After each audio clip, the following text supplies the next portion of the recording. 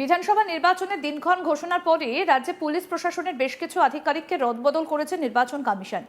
সেই সমস্ত রদবদলের ঘটনা ইতিমধ্যেই শোরগোল ফেলে দিয়েছে রাজ্য রাজনীতিতে। আর তারপরই নতুন এক আপডেট পাওয়া যায়, ৭৩ জন রিটার্নিং অফিসার বা আরওকে অপসারণ করে দেয় নির্বাচন কমিশন। সেই তালিকায় রয়েছেন ভবানীপুরের রিটার্নিং অফিসারও।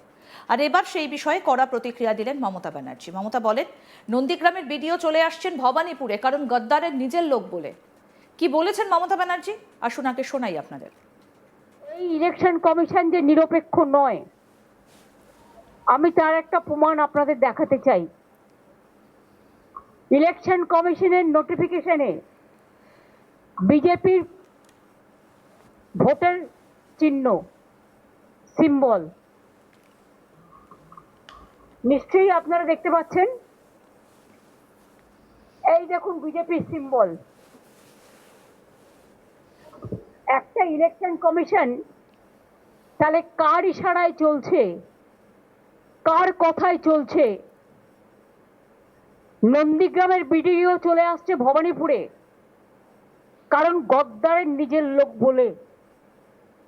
৭৩ জন রিটার্নিং অফিসারকে কালকে চেঞ্জ করা হয়েছে। এর আগে চিফ সেক্রেটারি থেকে, হোম সেক্রেটারি থেকে, ডিজি থেকে, সিপি থেকে প্রায় ৬০-৭০ জন আইএস আইপিএস কে বাংলায় যারা কাজ করে বাইরে পাঠিয়ে দেওয়া হয়েছে। এবং কখনো কখনো বলে না ঠাকুর ঘরে কে, আমি তো কলা খাইনি। and now the cat is out of the bag. Election কমিশনের নোটিফিকেশনে বিজেপির চিহ্ন। তো ব্যাকডোর থেকে খেলছেন কেন? সামনাসামনি খেলুন, সবাই তো বুঝতে পারছে। এদিকে ইতিমধ্যেই প্রকাশিত হয়েছে এসআইআর এ বিবেচনাধীনদের ভাগ্য নির্ধারক প্রথম অতিরিক্ত তালিকা বা সাপ্লিমেন্টারি লিস্ট। সোমবার বেশি রাতে প্রকাশিত হয় সেটা। সেই বিষয়ে প্রশ্ন তুলেছেন মমতা। তিনি প্রশ্ন তোলেন, মধ্যরাতে এসআইআর এর লিস্ট কেন বেরোবে? এখনো লিস্ট বুথে টাঙানো হয়নি, ব্লকে টাঙানো হয়নি, জেলায় টাঙানো হয়নি। আর কি বললেন মমতা ব্যানার্জি শুনবো সেটাও। কালকে মধ্যরাত্রে এসআইআর লিস্ট কেন বেরোবে? এখনো পর্যন্ত পাবলিক জানে না। এখনো লিস্ট বুথে টানানো হয়নি, ব্লকে টানানো হয়নি, জেলায় টানানো হয়নি। কালকেও তার আগেও প্রায় ২২০ জন মানুষের মধ্যে মারা গেল। এত ভয়টা কিসের? আর যেটুকু নাম উঠেছে সেটাও মনে রাখবেন আমার কোর্টে কেস করার জন্য। লিস্টটা বের করতে ভয় কেন? নিশ্চয়ই তার মধ্যে স্বচ্ছতা নেই ইলেকশন কমিশনের।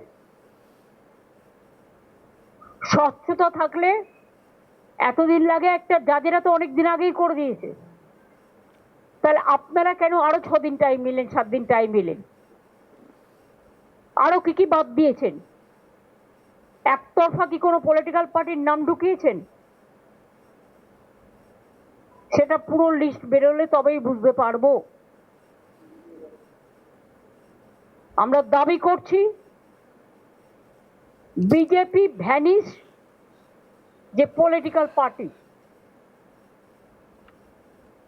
তারা মানুষের গণতান্ত্রিক অধিকার কেড়ে নিতে চায় এবং এটা তার সব পোস্টের প্রমাণ।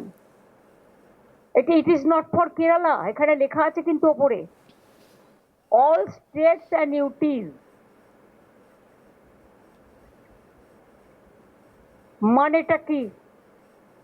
ক্লারিক্যাল মিস্টেক বললে হয়ে যাবে? হ্যাঁ, এটা clerical mistake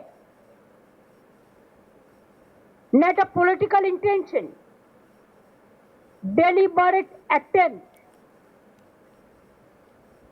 and cat is out of the bag. Now I will request all the political parties together, let us fight against the one-sided dictatorship, autocracy, and one political party ruled government and their agencies to take strong action to protest and to see that election must be free and fair. It is not that I want any support from any political party, but to save the democracy, রক্ষা করার জন্য, লোকতন্ত্র রক্ষা করার জন্য, গণতন্ত্র রক্ষা করার জন্য, সংবিধান রক্ষা করার জন্য সবাইকে জোট বেঁধে কে বাম কে ডান ভুলে যান, যারা এই চক্রান্তের বিরুদ্ধে এক হয়ে লড়াই করতে চান, আমার পাশে থাকার প্রয়োজন নেই, কিন্তু মানুষের পাশে থাকুন।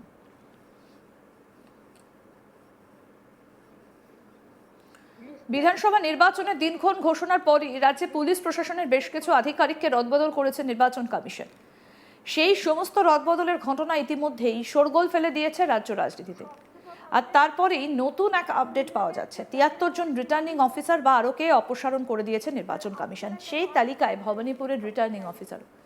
আর এবার সেই বিষয়ে কড়া প্রতিক্রিয়া দিলেন মমতা ব্যানার্জি। মমতা বলেন, নন্দীগ্রামের বিডিও চলে আসছেন ভবানীপুরে, কারণ গদ্দারের নিজের লোক বলছেন মমতা ব্যানার্জি। একই সঙ্গে তিনি বলছেন যে ইতিমধ্যে প্রকাশিত হয়েছে এসআইআর বিবেচনাধীনদের ভাগ্য নির্ধারক প্রথম অতিরিক্ত তালিকা বা সাপ্লিমেন্টারি লিস্ট। সোমবার বেশি রাতে প্রকাশিত হয়েছে সেটা, সেই বিষয়ে প্রশ্ন তুলেছেন মমতা।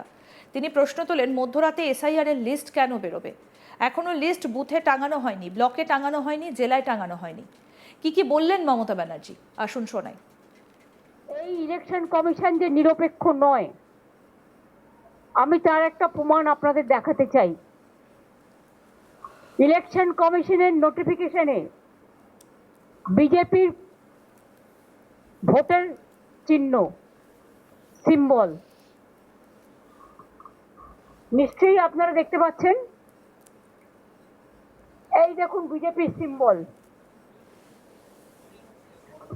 একটা ইলেকশন কমিশন তাহলে কার ইশারায় চলছে, কার কথায় চলছে? নন্দীগ্রামের বিডিও চলে আসছে ভবানীপুরে, কারণ গদ্দারের নিজের লোক বলে ৭৩ জন রিটার্নিং অফিসারকে কালকে চেঞ্জ করা হয়েছে। এর আগে চিফ সেক্রেটারি থেকে, হোম সেক্রেটারি থেকে, ডিজি থেকে, সিপি থেকে প্রায় ৬০-৭০ জন আইএস আইপিএস কে বাংলায় যারা কাজ করে বাইরে পাঠিয়ে দেওয়া হয়েছে। এবং কখনো কখনো বলে না, ঠাকুর ঘরে কে, আমি তো কলা খাইনি। and now the cat is out of the bag. Election কমিশনের নোটিফিকেশনে বিজেপির চিহ্ন, তো ব্যাকডোর থেকে খেলছেন কেন? সামনাসামনি খেলুন, সবাই তো বুঝতে পারছে। আরও আপডেট পেতে দেখতে থাকুন আজ তাক বাংলা। সাবস্ক্রাইব করুন, নোটিফিকেশন পেতে বেল বাটন অপশন প্রেস করুন।